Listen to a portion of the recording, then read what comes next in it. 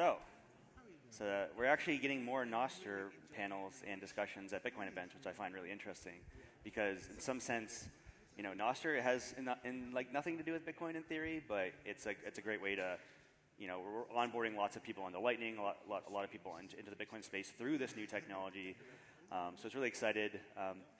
It's really exciting to be building on this tech. And I think Pablo was supposed to be here today, and he was supposed to be moderating, but I think instead we're just going to be doing like a little bit of fireside chat, talk about maybe the history, like how did we get into this, and what are we building, like why did you want to start building on NOSTR? So yeah, want to maybe we can introduce ourselves and. Yeah, sure. So I'm Martti. I used to work with Satoshi on Bitcoin back in 2009 and maintained Bitcoin.org for some time. Now I'm working on NOSTR since last year. Actually, before that, I was so I'm working on the Iris client, the web client. Before last year, or until last year, I was actually building Iris on a different platform or protocol called GunDB, which is functionally quite similar to NOSTR. You have public keys and you synchronize over WebSocket relays. But it's just you're just synchronizing JavaScript objects between browsers and relays. In some way, that was even better than NOSTR. You could toggle likes on and off. Yeah. Yeah, maybe we can, before we even jump into NOSTR and all the different clients, how many people here use NOSTR day to day? I'm just curious. All right, so we got all the some hardcore NOSTR people here, which is exciting. So. How many of you are using Damus? All right, let's go. How many people have used Iris? All right, there you go. Yeah, so I have a very similar history. I don't think I was as early as you in Bitcoin, but I got into it pretty early, 2010. It was like amazing to me that we could, basically just write computer code and have such a large impact on the world in some sense. This is what Bitcoin kind of taught me, and this is like, it made me realize that this is how I should be spending my time. And it got me thinking, like, what other types of protocols could we be building on or like developing that's going to have even a bigger impact or just as big as an impact as Bitcoin did. So this is why I really like NOSTR, because it represents a way to, in the same sense that Bitcoin is digital sovereignty over your money, NOSTR represents digital sovereignty over everything. Yeah, over everything else, like free speech and your data and all these different things. So writing a client, to me, like, I think when I first started playing with NOSTR, it was I think it was like April of last year, and there was all it was just a bunch of developers and people who were just tinkering with the protocol. I think the only client at the time was I was using Bronley. I don't know if anyone here has used Bronley, but it was like really slow and it barely worked. And I'm like, it didn't make sense to me because I read the protocol and I'm like, it's so simple and there's no reason why this should be this slow or this bad. So this is why I'm like, well, I'm a software engineer. Let's see if I can build a client. And I was using an iPhone at the time, and so I just built one. I think I spent like a weekend just like hacking one together, and then I was like, wow, I just built a client in a weekend. It blew my mind how simple this protocol was and how easy it was to build on. Because Bitcoin is quite different. If you like download Bitcoin and try to understand all its intricacies of like game theory and like cryptography, which is it's hard. It's not that simple to understand. And but with NOSTR, you can just read a single Markdown document in an evening and like have a working client, an hour later. So this is what kind of like blew me away, and that made me realize that there's going to be lots and lots of NOSTR clients just because they're so easy to build. So when I created Damus, I think it was the first mobile client, and there was the Astral Ninja and a couple other web clients. But now I think we're up to like, I would guess 50 to like 100 different clients. Some are used more than others, but if this is just like that many clients this early on, I'm really curious what it's going to be in like the next 5 years. Because are we going to have thousands of clients? Are we going to have like tens of thousands of different user experiences? So yeah, I'm curious, like, how do you, how was your experience? Like, sometimes it feels we have this concept called like NOSTR time, which feels like everything's accelerating and things are happening so quickly because it's so early on. Like, what's your what is your guess in terms of the future of NOSTR clients? Are we going to have thousands of them? Yeah, I don't know. What's your vision on that? Yeah, that's a good question. Maybe you could compare it to web browsers. There's like 3 popular web browsers, I guess. So maybe, of course, there's going to be all kinds of NOSTR applications, but for social, we just joined forces with Iris and Snort. We are working on the same code base because it's just too much work for a small team. So it makes sense to join forces. Yeah, I do hope that there's going to be lots of devs on the same code basis. But of course, the great thing about NOSTR is the ease of experimenting. Yeah, it's interesting. So the comparison with web browsers, it feels like the clients themselves, like web browsers, they've become centralized. Like there's like 1 or like 2 or 3 that are actually usable. And the reason why I feel like that centralization happened on the web protocol, was because they had a really complicated initial spec, like this, the DOM, the document object model, which is like, defines how you see how a web page is rendered and all this stuff, and they just kept adding to it. So it's like they kept modifying that core spec. They're like, oh, now we're gonna add video tags, we're gonna add like all these crazy new features, and they kept extending it. It made it harder and harder for people to build new web browsers. If you try to build a web browser today, it's like effectively impossible. You need like a massive corporation, huge team of developers. And so what's really interesting as a NOSTR client developer is that I feel like we're trying to do it differently, because there are core specs. Like we have this spec called NIP01. It's the only required spec. So if you implement that, you'll be interoperable with other clients. But we really try hard not to just add stuff to that NIP01. Like we want to make sure that is going to be there forever, and we know that's going to work. We're not going to break it. Because if someone decides to make a change to that spec, now every client has to update, which is like so much friction. And I feel like Bitcoin has a very similar philosophy as well, where it's don't change the core consensus, and it's just and because it just causes misery for everyone who's developing the software. But what's interesting about Bitcoin is that there's actually a similar philosophy, but different in the sense that Bitcoiners believe that there should only ever be one client. But so there's like all these different ways you can build these systems and around different types of specifications. But yeah, I think NOSTR's approach is going to be really interesting, because people can introduce new features into their clients, and I don't have to worry about them. So one of the core concepts in NOSTR is the kind of note. So whenever you send out a tweet or a post on NOSTR, it's kind 1. It's a number we assign to the note, and it kind of defines like what the behavior of that note is, how that note is interpreted by other clients. Kind 1 is the most popular note. It just means like send out a text note, But there's other types of notes. There's kind 0, which is your profile, kind 3, which is your contact list, all the people you follow, and each time any developer can extend the network. If they want to build a custom client and a custom experience, and none of the existing note types that are out there fit their use case, they can I'm just going to create kind 1337, and then it's going to represent like a story, like an Instagram story. And I, as my client, I can simply ignore that new feature, because I can pull down the notes by the different kind types, and I never have to even worry about those kinds on my. So I really like that approach in NOSTR, is that people can go off and do their own things, and you're not messing with other clients. The minute you start messing with other clients, it just causes too much friction for everyone else. So yeah. Yeah, and I hope it stays that way, so it doesn't then end up like the browser situation where you need to implement every feature to stay in the game. Yeah, and there's actually one battleground. It's like the closest thing to this idea of adding where developers fight over a core protocol is like what you put in a kind 1. So kind 1, yeah, you can just put text, But we put other things in there, like we put mentions. Like whenever you do a mention, you have to interpret that within the note. So that can quickly become very dangerous if people keep adding to kind one. Like, oh, now we have this new type of mention, which has already happened. We have 2 mention types in Nostr, which is like already super annoying. So we need to be really careful not to just put too much stuff into these core concepts, because it just causes too much pain and friction for everyone else.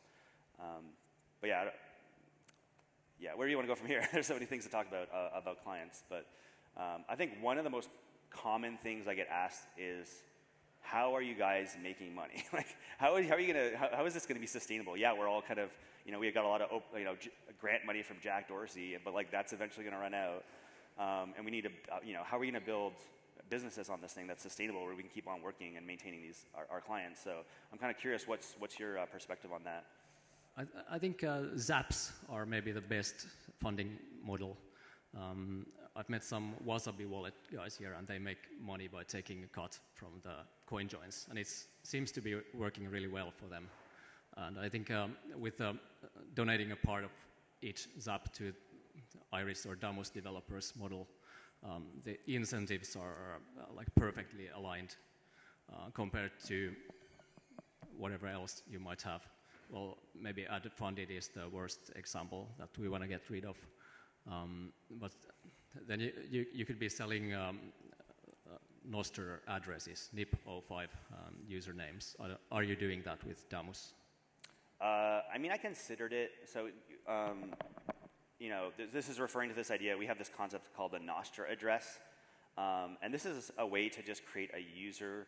It basically looks like an email address, and it's a way of mapping like a friendly identifier to your endpub, which is actually a very long public key, and it's really hard to remember that. And yeah, you can give that away to people in person using QR codes, but if you want to just give someone your NOSTR address, it's so much, it's so much easier, especially if you're speaking it. So there's this idea where there's some NIP, so we call this NIP05. So there's some providers who sell these addresses. I think NOSTR Plebs was the first big one. So you can go to NOSTR Plebs, buy a identifier. I just feel like that is quickly going to become so saturated, and and it's so easy to create one of those providers that I can't see extracting that much value or making that a profitable business model. Yeah, and it's based on DNS, which I'm not a fan of. It's fairly centralized and hierarchical, and can be censored and whatever. I think Hodlonaut said this inspirational quote: "Everything you do in life, you should build on good foundations." And I'm not sure if DNS is the foundation I want to build on. So right now, you can get Iris usernames shorter than 8 characters for free. I'm considering selling them at some point, but we'll see. Yeah, so like that's one approach. I really like this idea of building, and this isn't strictly client related. It's almost like services. So you could actually make a decent amount of money building services on Nostr. Like one example that I use all the time, that I send a monthly, I think I send like 200,000 sats like per month or something to this one company, because it's just so useful. It's a useful service. So it's called the translate.nostr or translate.nostr.wine, I think. And it just provides a way to do automatically translate notes. So they run a really good API for, you can just give it a note in some language and it'll translate back. And so this is like integrated into Damus and many other clients. And so maybe that is one model where it's like you just build useful services on this network and just build normal businesses like you would in any other, in any other context.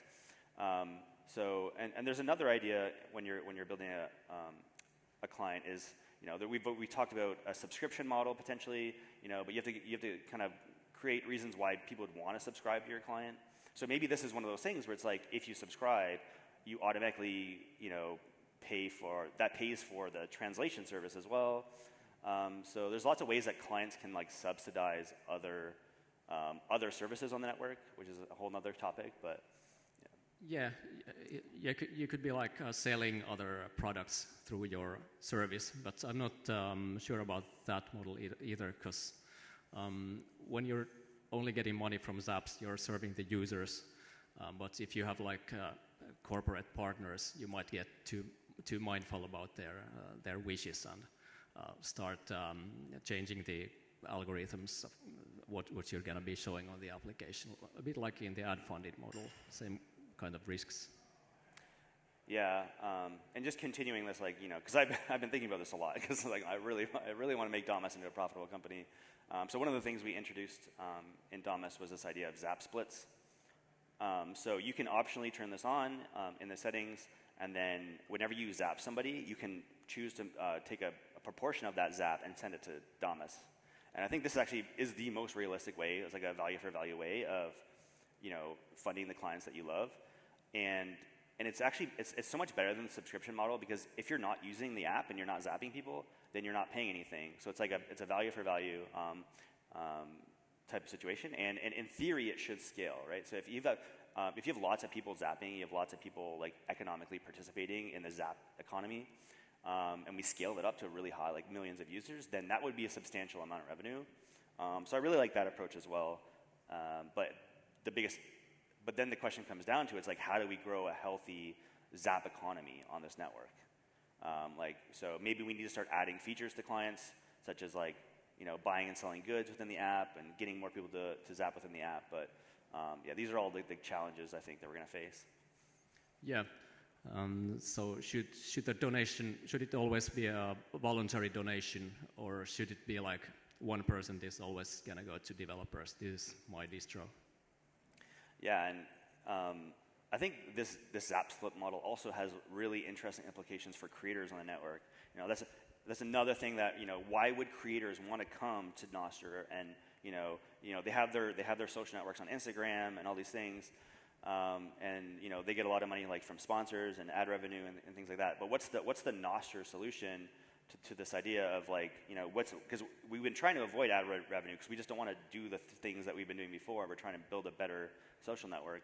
So I think like if we bring these Zap Splits to clients, so imagine you can subscribe to, you say, instead of sending it to Damus, you can now send it to like 6 other people that you want to support in the Zap Split. So there's different ways we can incentivize people to start, participating in the Zap economy as well. So.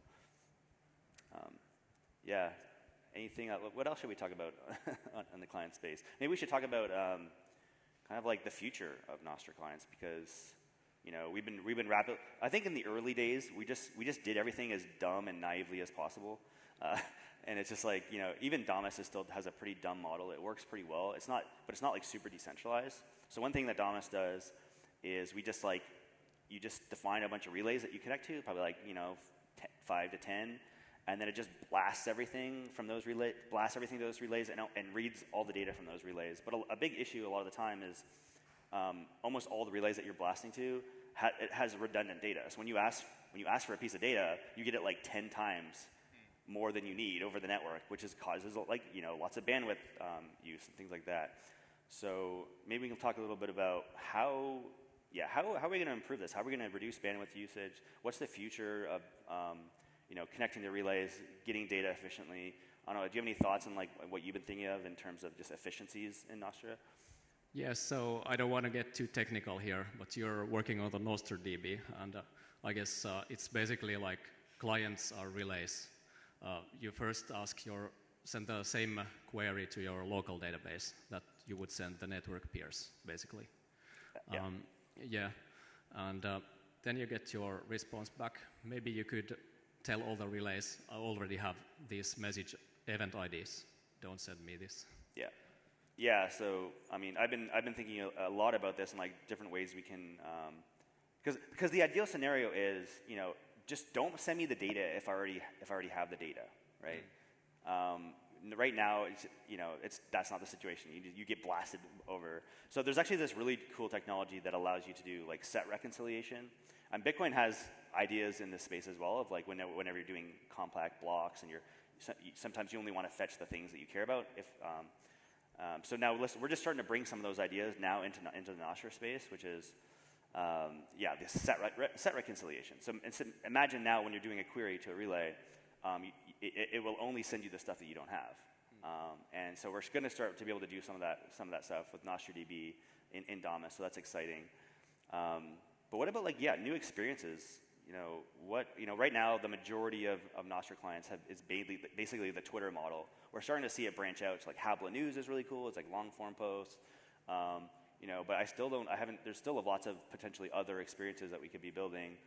What's your thoughts on things that would be really cool that we don't have right now? No, I guess maybe gaming. Maybe, so Iris uses this social graph-based filtering. You can filter your feed or basically everything you see by your social graph. So you only see stuff from your friends of friends. So maybe you could have like a virtual reality in the browser where everyone in your social graph can write like second lifestyle. Yeah. No, this idea of using your social graph to like filter out spam is really cool, and it's something I want to look at in Damus. Because there's a big issue right now in NOSTR clients, which is the spam issue. Because right now, when you connect to a lot of the relays you connect to are like public relays. Anyone can write to them, which means that anyone can code up a bot so that whenever you do a post on the network, they just reply to you with like an airdrop spam. So that same garbage that you get from Twitter, it's happening on Nostr now, and like, how do we solve this issue? Your approach was really interesting, which is just don't show stuff if you don't like know that person. And so that's really cool. I feel like it's like very heavy-handed in some sense, because maybe there is someone who just joined and they're not on the network, and you won't be able to see them. And being able to tweak that is also interesting. But maybe there's some other techniques we can be using. I think Fiat Jaff suggested this idea where he categorized there's like danger areas in clients. If you have your home feed and you just follow people that you follow, you'll never see spam because you're not following anyone that is sending spam, hopefully. But there's some danger areas, which is your notifications. Anyone can insert stuff into your notifications, so you can get spam there. DMs, anyone can DM you. Threads, so if you load a thread, you can have messages from strangers. So maybe we need to categorize these areas of the app as like danger areas and non-danger areas. And then the types of relays that you pull data from changes depending on the area of the app that you're using. So imagine if you like open a thread, you only pull notes from the paid relays that you're associated with. So I think that approach is really cool. I don't even think many clients are doing that. That's something I want to at least try in Damus. You'll miss some messages from like people who are only post to public, but yeah. So we need to be trying all these different ideas, kind of, because everyone hates spam, and we should be, that's just specifically using an idea of like paid relays, but you can totally imagine another way of doing this, which is paywalling your DM. So you have to like receive a zap to get a message before they can message you. Anyway, so there's lots of different approaches, I think. Yeah. Do you have any other things that come to your mind about clients and what you want to talk about, or do we want to maybe we can start? We really wanted to make this more of like a Q&A session, because I think the last NOSTR panel it didn't have any time for questions. So maybe we can start asking some questions on. So feel free to ask away.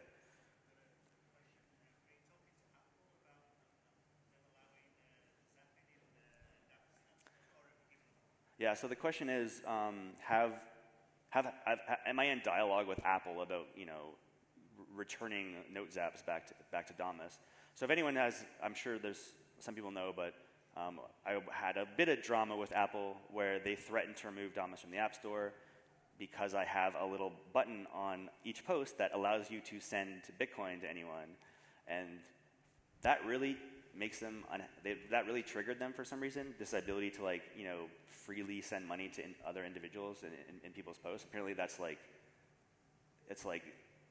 that's insane to them. Apparently, I don't know. But you're allowed to zap profiles. Like you can go to the profile and send people value directly with Bitcoin. But they specifically have an issue with it being on posts. And if you look at the guideline, the Apple guideline for this one thing, it says if there's anything you add to your app that encourages people to sell digital content using cryptocurrencies, then they consider that against the terms of service. But it's like just so vague. It's like, I don't consider when I'm tipping a post, I don't consider that I'm not buying digital content. I'm not unlocking anything. The post has already been made, and I'm zapping it. So already the guideline doesn't even really make sense. I still don't believe I'm violating it. But I think that the word in the sentence is it may lead to selling digital content. So you can imagine a situation where you do a post like, hey, I'm selling these socks, and if everyone who zaps me gets a pair of socks, So in that case, I guess you can make the case that, like, yeah, it's selling digital content. So I think they're worried about those situations. But then again, it's like you could just say, hey, send me a profile Zap, and I'll send you socks. So like, I don't understand why they make a distinction on posts. Anyway, so yeah, so like when I talked to Apple about this, they're very adamant about it. I know some people within Apple are trying to, some engineers within Apple are trying to change the guideline. And I think they specifically like mention Gigi's like value for value post. There's an internal ticket within the Apple that's trying to like bring value for the value within the App Store guidelines, which I think is really cool. Yeah, so we're still trying to figure out like workarounds for it. You know, one thing that is allowed, you can buy physical goods with Zaps, with Bitcoin, within the app. So maybe there's ways where you can, hey, like you can buy your friends their lunch. That's a physical purchase, I guess, in some sense. So I don't know. Maybe there's some loophole I could figure out, but I think for now it's just we're kind of screwed. How decentralized is the network, and how do you make everyday people to start running their own relays? I guess if we can get to the peer-to-peer direction, would be perfect. So clients would also be relays, and they would connect directly to each other. Maybe churn might be an issue, so people are opening the app and then closing it in 10 seconds. But there's always going to be some people online. I'm sure we're going to be needing relays that are online all the time anyway. But yeah, peer-to-peer should improve decentralization. You've expressed interest in like direct sync, right, between Damus users, between phones, like Bluetooth or Wi-Fi or whatever. Yeah, maybe like specifically about this point about making Nostr more decentralized. And Damus has been really bad at this because like we have no tech that's like trying to encourage people to run their own relays and to make that a useful. Right now you can do that, but it's mainly for backing up your nodes. We want to move to a situation where you can run your own relay and people actually use your relay for fetching the nodes and reading from. So there's this thing called the Gossip model that Mike Dilger put together, and this is moving it toward that direction. A lot of clients have the Gossip model. I think Snort and Iris. I don't know if Iris did, but so there's things like that we could be doing. I really like this idea of, I really wanted to build mailing lists and like email like asynchronous communication on Nostr. And one thing that email did really well is that you can just say like to a server and CC these other servers, right? Which they could, and like specifically putting destinations within the note, and that is a way you can just like type it into the note and that it knows where to send to. So there's things like that I think would be really interesting. But yeah, decentralization is not, we're not there yet. So I'm really talking about how to make it easier for people, for anybody. I mean, you're so technical, obviously. Like, if anyone would want to go on and create their own relay, like, is there a guide for that? Like, how do you do it? How do you set it up? I mean, I run my own nodes on Bitcoin, but yeah. I'm not sure how to do it. Everything. So Umbrel has a really good relay plugin, so you can just like turn on a relay. Yeah, I got that on actually. So I think that's one approach. Relays are actually pretty easy to run compared to other software. So I think if anything, if people are going to try running software on their own computers, then relays are one of the easiest things you can run. So it has that benefit as well. So.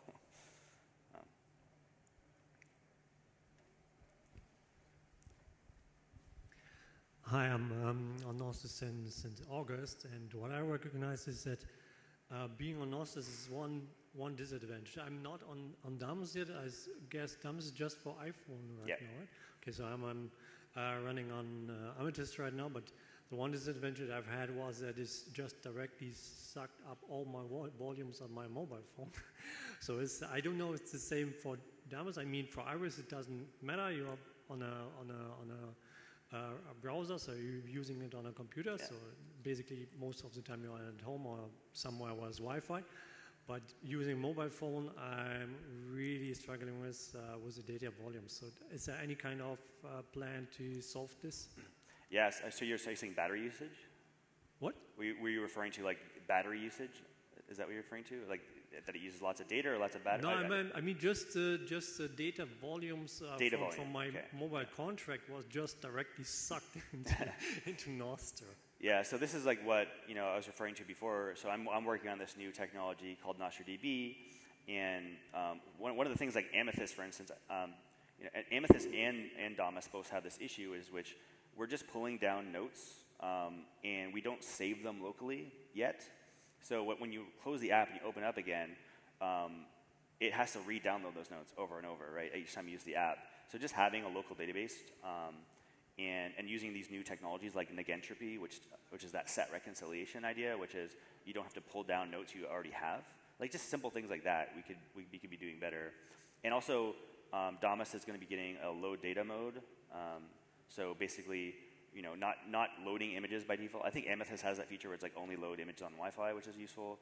I think that's one of the things is that people don't realize is that all these other social media apps, they whenever you do an upload, they have a really highly centralized but optimized. They optimize the images and stuff like that. When someone posts a link on Nostr, it could be like a 50 megabyte image, and your phone will just happily download that, right? So we don't have optimization off the bat. So maybe we need to have better image proxies that are optimizing image downloads. But at least in the case of Damus, we're going to have low data, so it just doesn't load anything, and it doesn't load profile pictures, and just so you can use it on really low bandwidth links and things like that. I think that would be really interesting that if more clients would do that. Yeah, thank you. I mean, just mention this because I think it's a burden for people in different other countries where you don't have the bandwidth to be onboarded in future. So this is something we need to find a solution for. Yeah, absolutely. I agree. Okay. Hi guys, first of all, thanks for all your hard work. I think Nostr is a brilliant idea, and thanks for making the clients. It's really appreciated. One of the most interesting use cases I've found within Nostr, which is pretty niche and I didn't expect to find, is food supply chain providence. There's a guy growing coffee in Costa Rica who sends out notes about his coffee production process, organic pesticides and things like that. There's a group in El Salvador rearing cows, and they chop them up, freeze them, sell them as steak. You were talking about the potential to monetize Nostr, or monetize the ecosystem, so there's more of an incentive for people to build on Nostr, build on layer 2 and develop it to get more user uptake. I wonder if you could tell me about NIP 15, which is marketplaces. What's your feeling as to when that's going to be built out and what it might look like? Do you want to? Yeah, I think, yes, marketplaces are definitely going to be an important use case for Nostr. There might be several out there already, but they're more like prototypes. I think Ben was presenting diagonally already in March in Nostrica. But yeah, marketplace is going to be kind of natural with Nostr. Yeah, it's interesting because Instagram has this feature where you can go on, you can have a store, you can buy things, buy physical goods, and marketplace might be a natural way to implement that into Damus or something. But it gets really tricky because it's a censorship-resistant protocol, and when people start putting up like drug stores in my app, Apple's going to be like, your app is being used to buy and sell drugs, and I can't do anything to stop that. And that's the only thing that stopped me from implementing it right now. Just it's like, oh my god, it's another thing that they can use to fucking ding me and remove my app from the App Store. So that's the only thing, at least on mobile and at least on Apple side, is that makes me uncomfortable. But we can start to bring some of these things to the web clients, desktop clients, and Android. So yeah, it's kind of a little bit a different use experience. Might be worthy of its own application. Not sure if it's going to be on Iris, but we'll see. Yeah. But if you're using the percentage donation model, it could be quite lucrative to the developers if you get a successful web app, like a marketplace going, and you get 1% of each sale or something. Yeah, it'd be interesting though, because once a lot of data starts flowing through marketplaces, I don't know, maybe we can, like Damus, I don't know if it's useful for me to pull any of that data down and do interesting things with it, but yeah, we'll see. That's interesting. So it sounds from both of you as if the main kind of barrier, if you like, is the risk mitigation, because there is obviously a lot of risks of all categories. If there were a way to mitigate that risk for developers, would you be keener to accelerate the development of NIP 15? Mitigating the risk to developers. Well, Iris is web application, so it's not that bad. Iris is also on App Store and Play Store, but that's not like my main venue. So web app developers, we don't need to care about these App Store guidelines so much. And it's interesting because I feel like Damus doesn't have a lot of liability in terms of things like this because, for instance, I don't host any images. So if people start uploading illegal stuff and people are like, oh, well, there's illegal stuff in your app, well, I'm like, well, no, it's that web host that is hosting that illegal stuff. Go talk to them. I'm just a browser. So I feel like I have a lot of I remove a lot of liability by not integrating that kind of stuff. So maybe you can make that same argument, like the browser argument, like, well, it's not my, go after the person who's running the store. Like, don't. I'm just like a browser, right? It'd be more like guilt by association. Yeah. So, yeah. like, it'd be silly if browsers were liable for every bad website. It's like, yeah, the relays have the liability. Cool. Any more? Yeah, well, if we have the time, we can just wanted to refer to something that you've said, that maybe in future there will be maybe a one-to-one relation between clients and relays. I personally don't think so. Maybe there will be really a one-to-one relation between users and relays, because I mean I already have dozens of ideas or dozens of scenarios where this could be really used to form some kind of digital storage or digital entity. So from my perspective, a relay in future could be something that that just exchanges what we're right now even using as a cloud storage or whatsoever. So so in this case, it would be completely opposite way. What do you think about this? Yeah, that's quite interesting. That's the direction I would like to see. There's one team developing something called Hornets. It's like IPFS for Nostr. It boasts to be more lightweight and simpler and more efficient than IPFS. Would be interesting to see. We're already hosting content-addressed events on Nostr. I think we're gonna need content-addressed file hosting as well. So basically, Relay could be just like a cloud hosting provider. Right now, all media is linked by HTTP URLs. That's not really decentralized. You're gonna want content addressed. Yeah, I mean, some people are trying to push file storage on Nostr, and I think it's a bad idea because we're just, again, opening ourselves up to more liability where people can just upload content. Now it's the relays who are responsible for moderating content. It's pretty nice right now where, it's just text, right? And it's much harder to make the claim that, like, you're uploading illegal text.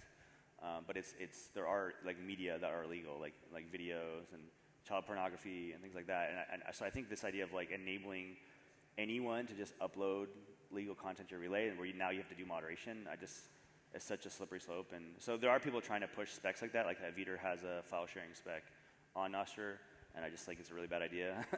Yeah, I think peer-to-peer might be necessary when it comes to media hosting. Maybe the public relays would only host text events. Yeah, there's one feature I actually want to add to Nostr, which I haven't really talked about that much in public, but there's this idea of maybe not full peer-to-peer, but more like a queue system. So let's say you push some data onto a relay, and only the person who's meant to receive it can pull it, right? So it's not really an ephemeral event. So an ephemeral event is like one that it's just immediate, but it's almost like a time. It's just one that sits there until it's pulled, and only the person who's receiving it can pull it. So this will enable. I think this could enable a lot of file sharing use cases, a lot of like private messaging use cases. And then yeah, once that's consumed, then it's gone. So you could build like Signal or like Simplex on top of NOSTR. So I really want to investigate like, could we add that to the protocol, and like would it make sense? I don't know. So there's things like that could be really exciting. Yeah, but all of this somehow brings me to the conclusion. Then also let's say the idea that someday we will just have few clients, like we have just a few browsers. I think that's also wrong, because all of this, I don't think that we even have touched that much idea on what the protocol itself allows us to do. And I don't think that a client will be able to really just implement all the features, all the use cases. Otherwise, they will end up like Facebook nowadays. Like web browsers. Just you open it and just directly close it again, because it's too much. So I think there's really space for specialization for different clients, for use cases that we don't have yet. But I think in 2 years we will see much more of it. Yeah, there's two different approaches in NOSTR clients. One is just like this micro client or a micro app idea, where it's just you do one thing and you do one thing well. This is like the Unix philosophy. It says served, the Linux world very well. And then there's the alternative approach, which is like the Amethyst and Vita approach. I'm not saying it's a bad approach, or I'm not saying it's the wrong approach. It's just a different approach, which is just load as much shit as possible into your client, and just so it can do everything. And now you're like a web browser, right? A lot of users love that. They just love to have everything in the same app. You have communities, you have like Twitter, you have like Reddit, you have like Instagram. But for most users, it's just like, what the hell is going on? Like, there's too much going on in this app. So I truly believe in this idea of we're going to have our reader app for reading long-form posts. There's not going to be any microblogging noise. I don't want microblogging noise in my long-form post app. I just want to read interesting articles, right? So that's one really good example where we should be building micro apps that do one thing well. So I think we're going to see a lot of specialization, a lot of micro apps in the future, and I think because like then users can pick the solutions that they care about, and not just get everything and be bombarded with noise that they might not care about. So, all right, should we just wrap it up? That's pretty much the end. Yeah. Okay. Yeah. By the way, thanks to everyone for being here despite Snowden talking at the same time. Yeah. we know it. Thank you.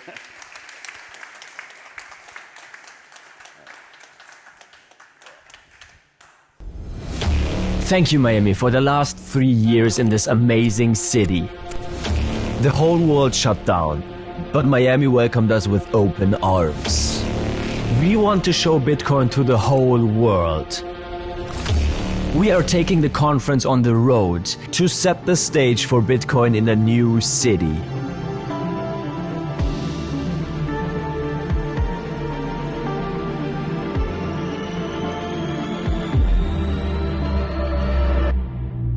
Nashville. Bitcoin 2024 is coming to Nashville in Tennessee, a city that is known as a music and freedom city. Bitcoin 2024 in Nashville from July 25th to 27th.